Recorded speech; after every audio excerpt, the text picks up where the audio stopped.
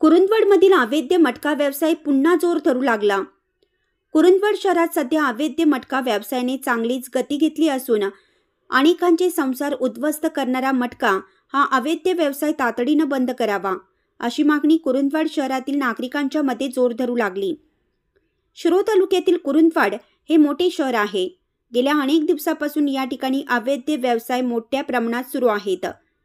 मटका अड्डे कार्यरत आहेत। कुरुंदवाड शहराला सध्या अवैध व्यवसायाचा विळखा पडला आहे। लोक मजुरीवर काम करून थोडेफार पैसे घेऊन येतात, ते पैसे त्यांच्या घरापर्यंत पोहोचतच नाहीत। मटका अड्ड्यावर अनेक लोक मटका खेळून आणलेले पैसे घालवत आहेत। त्यामुळे पानटपरीच्या नावाखाली सुरू असलेल्या मटका अड्ड्यावर लोकांची गर्दी होत आहे। अड्डे चालवणारे मटका बुक्की आणि एजंटवर कायदेशीर कारवाई करावी अशी मागणी कुरुंदवाड वासियांकडून केली जात आहे। इंडियाचा आवाज न्यूजसाठी कुरुंदवाडहून आलोक कडाळे।